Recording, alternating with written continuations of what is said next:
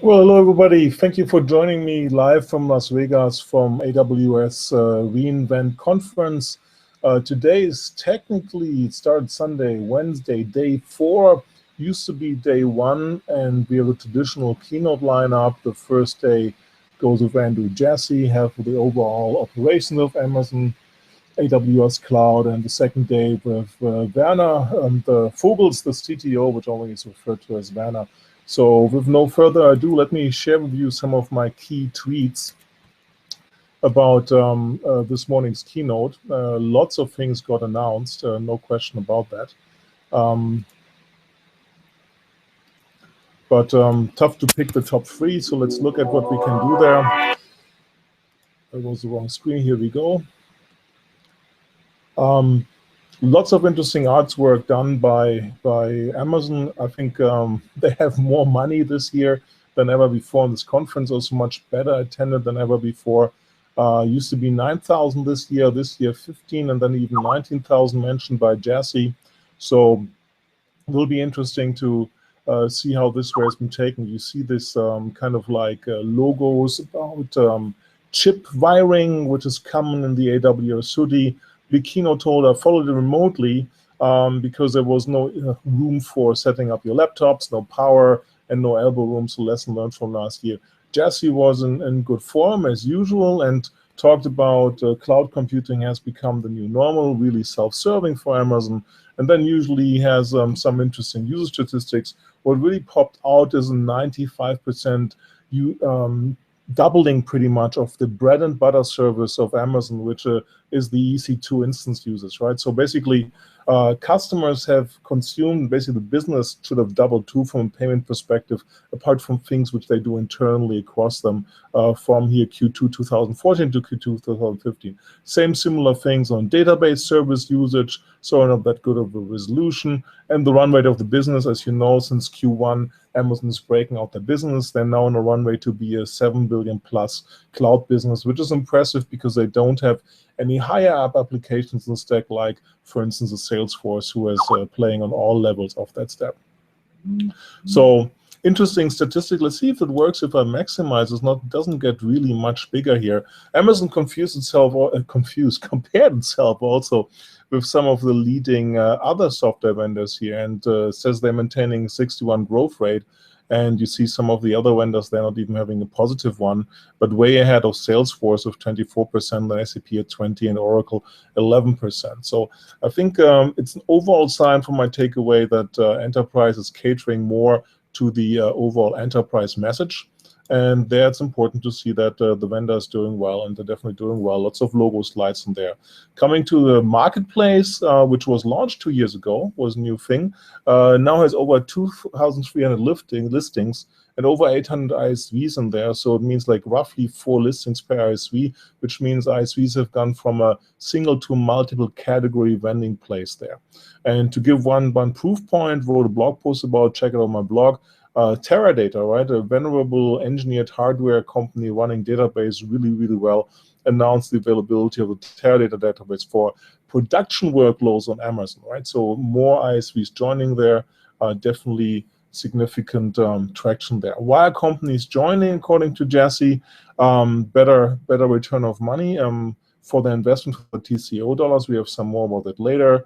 More agility, and basically Jassy structures whole keynote around 7 things which enterprises do when using Amazon, and how they're doing and getting better there. And he had a lot of reference to builders. Builders seems to be the new Amazon word. People who want to build and do things newly, who are constrained by traditional IT and can't leverage next generation application best practices and can't really be creative from that, right? So freedom, the control over your own destiny is really the mantra. He closed with that too, about how enterprise achieve better support in that. And then, of course, he spent lots of time, and tomorrow we'll hear more about the broadest and deepest functionality from any infrastructure as a service and platform vendor out there, is the claim there. Important is the 11 regions, the 30 availability zone, the 50 points of presence. They're also like an actual example, right? You might have seen that. I've written a blog post about that too, with a short video. The EU High Court has invalidated the safe harbor agreement with the US. which means that US companies who store information about Europeans now need to have not only European data center presence, they must also make sure that personnel is there sitting in the EU accessing this data. They can't do this remote. There's an exception for that. Read it in my blog post. But presence is very important. 50 points of presence from a performance perspective definitely is going to help Amazon, all the other big vendors there. On database, we'll talk about is one of my takeaways here. Amazon announced, apart from the 5 database servers they support with MySQL, with Microsoft SQL Server, with Oracle RDBMS, PostgreSQL was announced 2 years ago, and Amazon Aurora around last year ago, a high availability instance on top of MySQL. What he's going to announce later, and we'll see that, is MariaDB, so 6 option there.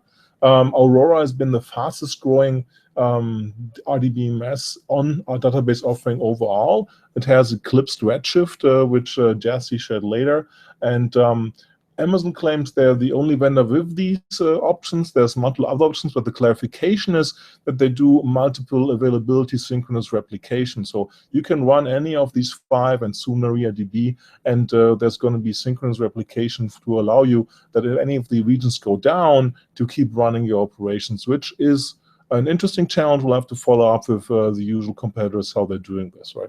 And read replica support is a performance piece, which Amazon claims to be unique too. We'll have to follow up on that. Lots of focus always on security. Not my topic really here. He was actually wearing sneakers, not colorful enough sneakers with regards to my branding.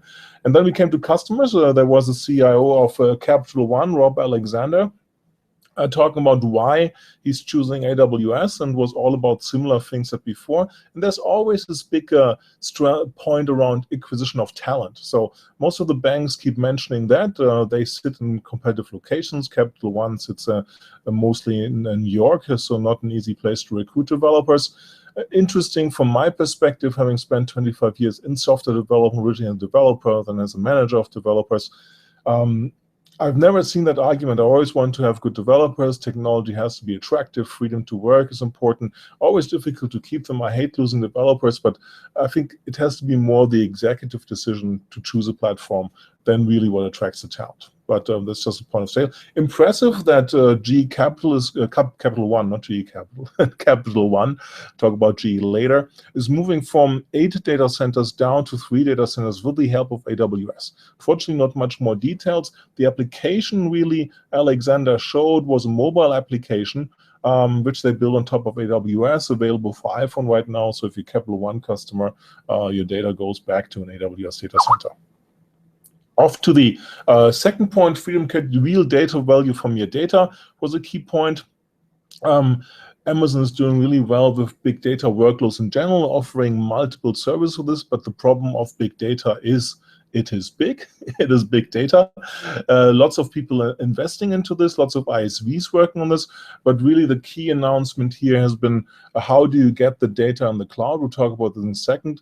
A very similar messaging, actually, by the way, like IBM yesterday, where Ginny Rometty yesterday launched the consulting practice for cognitive, saying that 80% of data is dark. A very similar situation here. 80% of employees can't use the data which is dark, and only data analysts can get to it. And what's really interesting, remarkable here is that the offering Amazon QuickSight, you can see it on the bottom here, is the first offering that Amazon really targets towards the business end user. There have been other similar things like Workspace, which are used by the end user, but they are not being targeted by the end user himself or herself being empowered here. So interesting perspective. And what's really interesting, it's a synergy play, right? Amazon will, with the permission of the user, make sense of all data available inside of Amazon already. Right, so anything you might have stored in different pieces at different times, as long as you have access and can give the permission to the data, it will get that data together, make sense of that data automatically, right? I'm saying that, but automatically, and then choose a way to visualize this. And Amazon thinks that in about 60 seconds, it can return to somebody across all the different 5 databases, all of the 7 different big data offerings. They can make sense of the data you've stored in Amazon. So very, very powerful if you think about it, automatically happening there. Next up was Matt Wood showing that a little more in the demo. The demo was convincing. It's open from an architecture that's interesting. He introduced Spice. Spice is the magic behind it. It's a super fast parallel memory computation engine which Amazon has created. And it's open, like in the first release, right away to partners. The ones mentioned here were ClickView, a couple of others, Tableau, to insert their logic, their transformation into the Spice data. And then we were off to a demo. You can see a number of visualizations. Actually, not so important, because when the software, the module is called Autograph, selects the visualization for you, you just have to make sure there's enough of them there. But you should have the one which makes most of the sense of the data. Interesting capabilities of transforming that, adding additional information here, seeing time series, looking at spikes, seeing overlay of that spike. Here's an example in the marketing area of how much did we spend on marketing, did it result in our business doing better. So very, very powerful and business and user driven. Only thing from a concern side would be it's not that visually appealing. I don't think it will stack up with some of the partners there. And that's important if you want to dazzle business users and make them work loyally day for day. You can't just have the data, which is a great story on the Amazon side. If you have it and make sense of it and help them with automation, because nobody has time to go back to an Excel spreadsheet, download the data, make sense of it, and reapply that all the time. That is very powerful, but the visualization has to get better. There's storytelling also, impressing how Amazon has done the first version. You can take the existing piece as a screenshot or as a live piece and embed them in different places in the storybook or on the website. So very impressive. We just speed up a little. It's going to be a much longer webcast here. Third point was get your data easily in and out of the cloud. Amazon launched Kinesis 2 years ago, their live data streaming service, which was not so easy to use. There's more code examples, so Amazon has made some progress on that side. But what is really interesting is that they renamed the Kinesis Firehose into Kinesis Stream, so renamed it, and it will be a continuous way for enterprises to move data from on-premise or from different places into the cloud to put it into, say, for long-term storage in S3 or any of the other storage options there. But then the real main announcement was how hard it is to send data there. And Jussie said something really funny: never underestimate the speed of a FedEx truck delivering data. And along those lines, Amazon announced Snowflake. Let me go here. It's a piece of hardware, engineered hardware of 50 terabytes inside. Secure enclosure, so it's tamper-proof, which can be dropped. Supposedly 100 feet you can drop that thing. Hopefully it doesn't happen in real life. Strong encryption on that. Amazon's leveraging some things on the Kindle side. It has the WhisperNet network behind it. You can always see where the data is for that. You can daisy chain them, and 50 terabyte is not enough. It supports electronic labeling. It knows when it's full and changes the labeling to which data center on the Amazon side to be shipped to, because it's a capacity question there too. So they really spend a lot of time. You can go to websites, say how much data you want to move. The units will be sent to you, and for $200 you can get that machine or that appliance, whatever you want to call it. The snowball is how they call it, and all the snowballs you need to put your big data on the cloud. Because the example was, even with 1 gigabit connection, if you move 100 terabytes, it's going to take you over a month. And this gentleman, Bill Watts, who runs the storage side, went over in detail. You can daisy chain them, as I mentioned, very powerful. Off to the fourth thing, freedom from bad database relationships. Of course, there was a pun to database market leader Oracle, strong-arming customers, supposedly the Amazon side, to into keeping their contracts. And Amazon has been supporting a number of different databases, Aurora being the last one, being MySQL compatible, being very performant, and giving, especially interesting for MySQL users, high availability and durability at a fraction of the cost. There were first customers adopting this, but real announcement was support now for MariaDB, a 6 option to store data and relational schema on Amazon. Talking to the database executive yesterday, it was really, do you need another option for that? And the concern really was making, again, Oracle the owner of MySQL. They are saying that their customers, Amazon customers, are concerned that Oracle may be doing not so good things to MySQL, which really hasn't happened yet. And surprisingly, last year was surprised Microsoft betting not MariaDB but on MySQL. But in 1 year, MariaDB has done a lot of progress, and it's the new 6 database available on Amazon.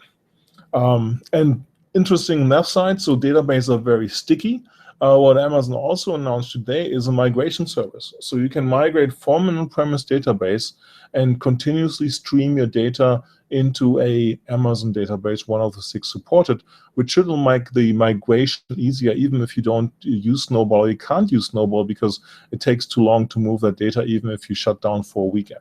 So an interesting option. I think Amazon really has understood about 2 years ago how important databases are and needs to build their own database technology, which they've done with Aurora.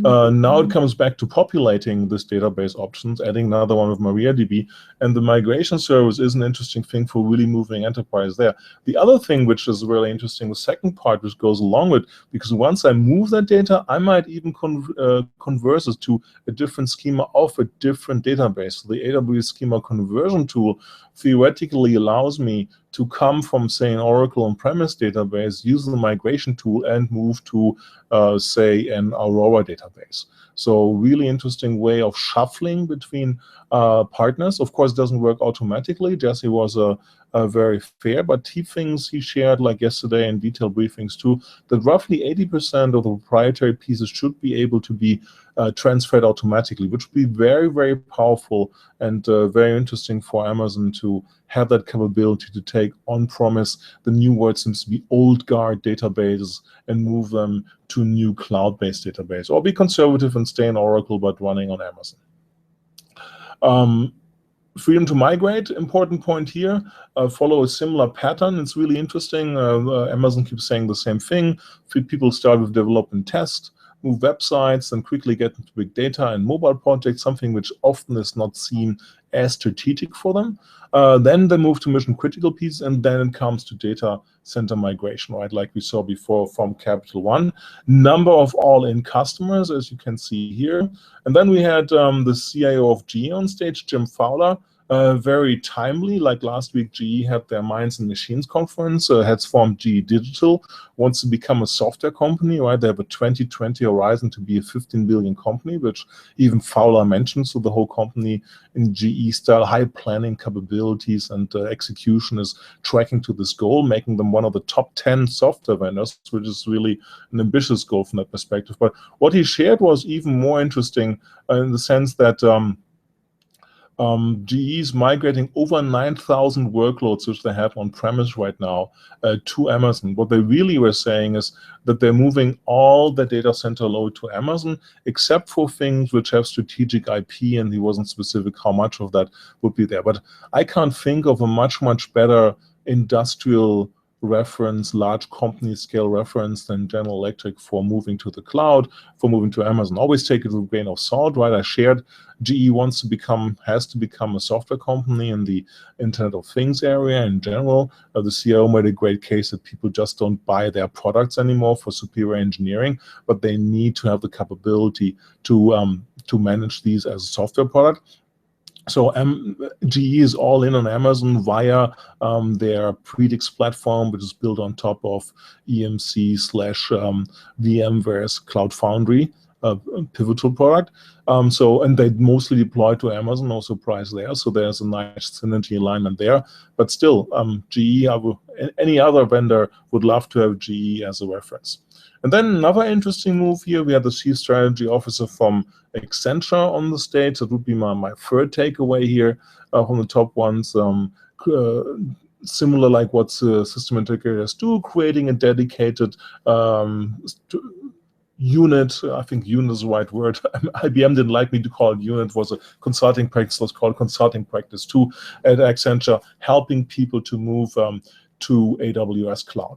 And that's one of the primary concerns, right? Even if you want to move, there's a number of concerns there. And at the end of the day, if all of them have overcome on the security side, how can I migrate information there? Are the right databases there? Do I have the right compliance? Do I have the right locations? It all comes back to expertise. And there's, despite lots of outreach, lots of growth here, right? Lots of certification classes happening here. I think over 5,000 people doing certifications. Amazon, there is a know-how distribution challenge here for Amazon. And it's good to see traditional SIs like Accenture, which have the trust of the enterprise, move into that space and helping enterprises to move to the cloud in general. So early mover advantage for Accenture and a lot of enterprise creed for Amazon. And we had the usual security conversation, right? Getting more badges collected there.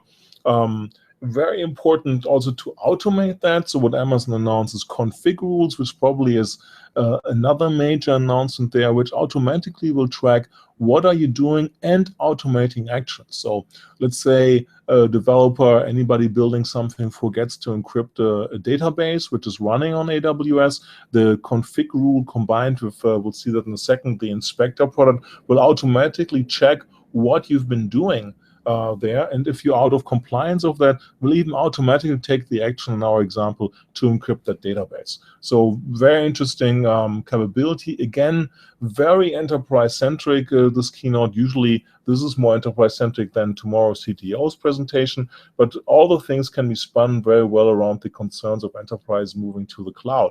And well, great job from that perspective, but other ones, ISPs move there too. We had Ortiz from Stripe, a payment provider there, using Amazon and scaling dramatically. Here's a nice chart here. On the last 3 years, their service has gone up, and Ortiz said they couldn't do that without customers. Had a nice punchline like their customers who do payments don't worry about the payments because Stripe doesn't worry about the infrastructure.